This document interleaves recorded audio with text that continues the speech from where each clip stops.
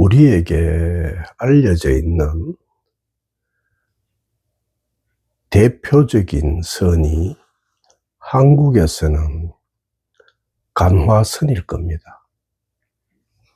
그런데 일본에서는 오히려 묵조선이 더 잘 알려져 있는 것 같습니다. 대해라는 선사가 주장한 간화선이 한국에서 가진 무게가 커서인지 한국에서는 간화선의 입장에서 묵조선을 폄훼하는 경향이 있는데, 묵조선은 그렇게 마구 대해도 될 정도로 형편없는 그런 선이 아닙니다. 그리고 예수께서 생전에 섬불교의 공안과 좌선 그리고 묵조선을 가르쳤다는 것을 아는 사람이 거의 없는 것 같습니다. 예수라는 인물의 특이점 중에 하나가 사람들을 가르칠 때 말로 가르친 경우 못지않게 특정한 상황이 일어났을 때 그 상황에서 적절한 가르침을 펴는 방식을 사용했다는 점에 특이한 성격이 있습니다.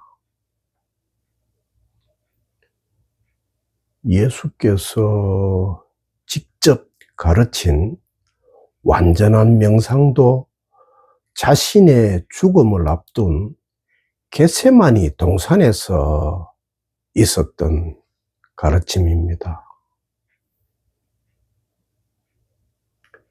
예수께서는 자신의 죽음을 앞둔 상황에서도 늘 하시던 대로 겟세마니 동산으로 명상을 하러 갑니다. 그리고 그때 제자들도 함께 가는데 예수께서는 거기서 제자들을 두 부류로 나누어서 명상을 가르칩니다. 첫 번째 부류의 제자들에게는 내가 명상하는 동안 너희는 여기 앉아 있으라 라고 가르치고, 예수와 더 밀접했던 두 번째 부류에 속한 제자들인 베드로와 요한과 야고보는 따로 데리고 가서 너희는 여기에 남아서 깨어 있으라 라고 가르칩니다. 예수의 이 가르침을 올바로 이해하려면 여기라는 이 낱말이 가리키는 것이 무엇인지 정확하게 알아야 합니다. 제가 앞에 다른 시간에 예수의 완전한 깨달음에 대해 여러분에게 진술할 때 하느님의 나라는 볼 수 있게 오는 것이 아니고 보라 여기 있다, 혹은 보라 저기 있다라고 말할 수 없다 라는 루가 전성에 나오는 예수의 가르침을 말씀드린 적이 있습니다. 예수께서 제자들에게 여기라고 말하는 표현은 볼 수 없고 여기도 아니고 저기도 아닌 아무 모양이 없는 하느님의 나라를 가리키는 지시어입니다. 그런데 예수께서는 두 부류의 제자들에게 모두 하느님의 나라인 여기에 있으라 라고 가르치지만 첫 번째 부류의 제자들에게는 앉아서 여기에 있으라라고 가르치고, 두 번째 부류인 베드로와 요한과 야고보에게는 깨어 여기에 남아 있으라라고 가르칩니다. 그러니까 여기에 머물러 있으라라고 가르친 것입니다. 여기에 있어야 하는 것은 두 부류 제자들에게 다 같은데, 한쪽에게는 앉아 있으라는 방식으로 가르침을 주고, 다른 한쪽에는 깨어 있으라라는 방식으로 가르침을 줍니다. 좌선이란 말을 특정 종교의 시각이 아닌 일반 상식적인 관점으로 풀어보면은 선이 절대를 가리키기 때문에 좌선은 곧 절대에 않는 것이라고 말할 수 있습니다. 그러니까 예수께서 첫 번째 부류의 제자들에게는 너희는 여기에 앉아 있으라 라고 가르친 것이 절대인 여기에 앉는 좌선을 가르친 것이라고 할 수 있습니다.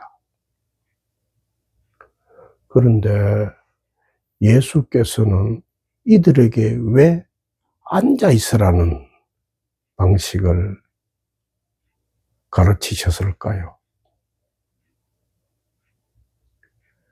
첫 번째 부류인 이 제자들의 수준 때문에 그런 방식으로 가르치신 것입니다. 앉는 자세에는 두 가지 성격이 들어 있습니다. 첫째는 멈춤입니다. 일단 어디에 앉으려면 반드시 먼저 멈추어야 합니다. 먼저 멈추지 않고는 앉는 자세를 취할 수 없습니다. 그러니까 예수께서 앉아 있으라라고 가르치신 첫째 의미는 멈추라라는 말입니다. 그런데 몸만 멈춘다고 해서 정말 멈추는 것이 아닙니다. 끊임없이 마음이 들끓고 있다면 아직 멈춘 것이 아니고 앉을 준비가 된 것이라고 할 수 없을 겁니다. 더구나 당시 상황이 자신들의 스승인 예수가 체포되어서 앞으로 어떻게 될지 모르는 급박하고 불안한 상황이었기 때문에 제자들 마음이 그리 평안할 수 있는 그런 상태가 아니었습니다.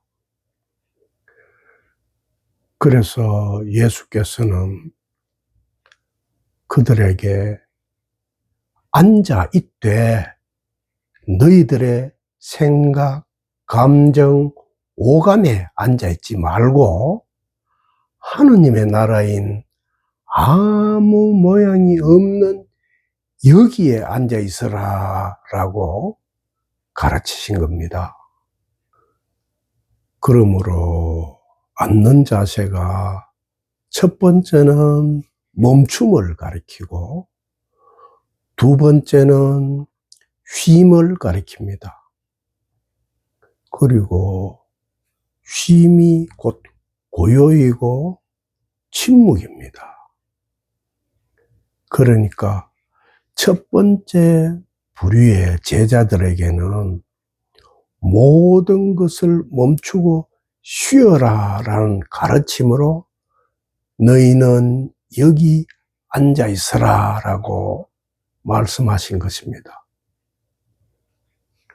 그리고 첫 번째 부류의 제자들보다 좀 더 성숙한 경지에 있던 두 번째 부류인 베드로와 요한과 야고보에게는 깨어 여기에 머물러 있으라라고 가르칩니다. 이 표현에는 앉는다는 표현이 빠져 있습니다. 베드로와 요한과 야고보는 멈추고 앉아서 쉬어야 하는 그런 단계는 이미 지났고, 단지 절대인 여기를 떠나지 않고 거기에 머물러 깨어차리고 있으면 되는 수준이었기 때문에 그렇게 가르치신 겁니다. 목조선이 바로 절대인 여기를 떠나지 않고 거기에 머물러 깨어차리는 명상입니다. 그러니까 예수께서는 베드로와 요한과 야고보에게 목조선을 가르치신 겁니다. 목조선은 성숙한 단계에서만 가능한 선법입니다. 물론 불교의 목조선이 지관타자라는 방편을 절대시하는 점은 반드시 고쳐야 할 병폐라고 말할 수 있습니다. 그런데 예수의 목조선은 지관타자를 절대시 하지 않으며 단지 고요하게 비추는 깨어차림의 본질만 가르쳤다는데 그 탁월함이 있습니다.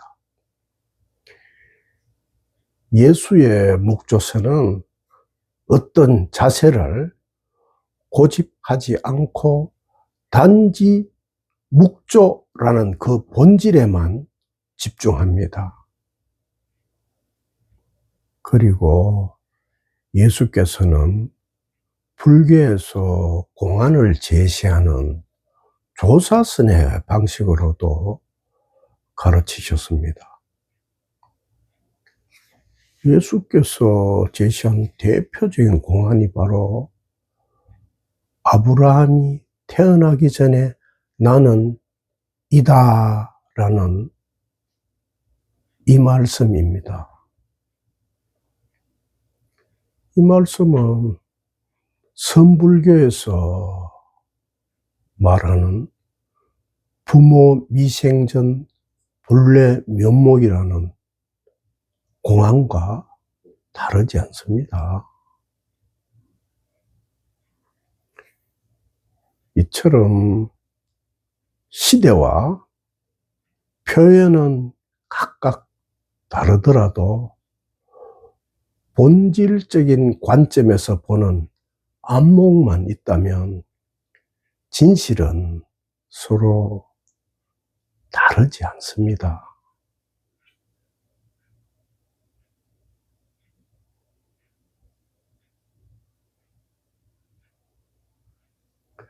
여러분이 멈추고 앉아 쉬어야 할 자리가 바로 여기입니다.